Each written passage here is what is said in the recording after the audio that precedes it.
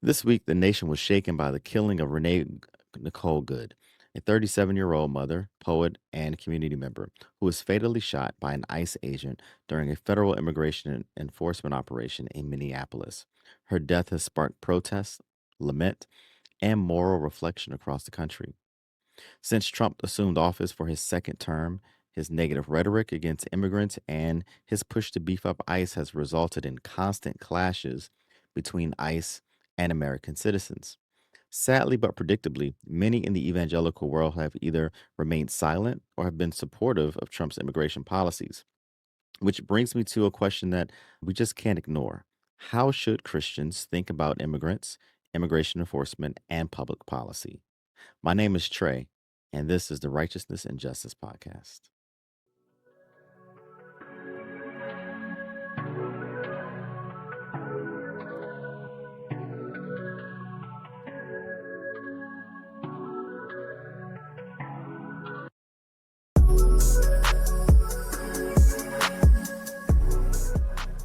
Hey, so thanks for joining me on the Righteousness and Justice Podcast.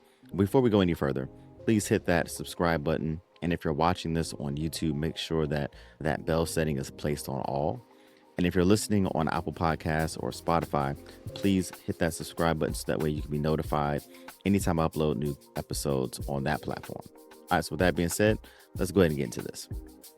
So, on the heels of Renee Good being shot by an ICE agent, the U.S. has erupted into widespread protests. American citizens, particularly those in American cities, have called for ICE to be removed from their communities. And the discussion around immigration has continued its decade-long devolution as President Donald Trump continues to lean heavily on an aggressive immigration policy. But as we always do on this podcast, I want to focus on how we as Christians should approach and how we should really show up to the conversation and actions surrounding immigration. So in recent years, immigration has been framed by Trump and the Republicans with really aggressive political rhetoric, language of invasion, language of criminality, language of fear, and that rhetoric has shaped policy, and it often prioritizes force over compassion, security over humanity. But the scriptures offer a very different voice. The Bible does not speak of immigrants as threats, it speaks of them as neighbors. It's not motivated by fear, but by remembrance, mercy, justice. In the Old Testament, we really get to see God's heart for foreigners. Leviticus 19:33 through 34 declares, "When a stranger sojourns with you in your land, you shall not do him wrong. You shall treat the stranger as the native among you, and you shall love him as yourself." So this is not a suggestion, right? This is something that we need to make sure we make very clear. This is not a suggestion. This is a command that's grounded in memory. You were once strangers too. God measures faithfulness on how we treat the vulnerable. That statement that you were once strangers too, God is talking to Israel about how at one point in time they were in Egypt. And they were in Egypt not as Egyptians, they were in Egypt as people from another place. And so we see God really rooting his words and his commands to treat immigrants and foreigners as ourselves, with really identifying our humanity and our connectedness together. And so God measures faithfulness by how we treat other people. And that's something I don't think we spend a lot of time talking about. Oftentimes in Christian circles, we frame righteousness on things that we've stopped doing, right? But we don't often talk about the things that righteousness produces in us. And one of the things that righteousness produces in us is our ability and our desire to treat people well, particularly those who are vulnerable, those who come from vulnerable communities. Jesus deepens this ethic in Matthew 25 when he says these words. It says, "For I was hungry and you gave me something to eat. I was thirsty and you gave me something to drink. I was a stranger and you took me in." Jesus identifies himself with the immigrant, the displaced, and the vulnerable. His own family fled violence as refugees. His ministry was marked by compassion, not by mask, not by intimidation, not by violence. Jesus instead reveals his face. He walked among the marginalized. He healed. He restored. He loved.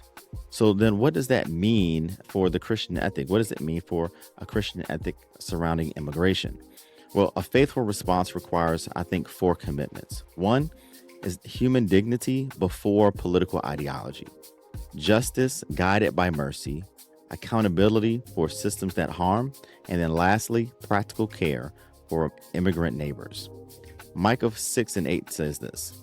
It says, mankind, he has told each of you what is good and what it is the Lord requires of you, to act justly, to love faithfulness, and to walk humbly with your God. So it would really serve evangelicals well to remember these words and the teachings of Jesus. For too long, evangelicals, and while I'm mostly speaking to the 82% of white evangelicals who have consistently voted for Trump and have consistently supported his rhetoric, I'm also talking to the Black, brown, and Asian evangelicals who follow in their footsteps.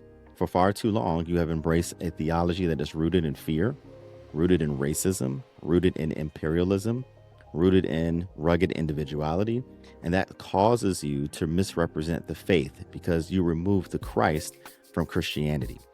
Whether you like it or not, when Jesus said, love your neighbor, he was talking about the immigrant community too.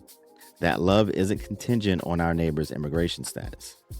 My hope for the American church in 2026 is that we rediscover the Christ in Christianity, that we lean more on his teachings than on our political party and our political leaders, that we listen with new ears to the words of God and the pages of the Bible more than that of our favorite author or our favorite podcaster.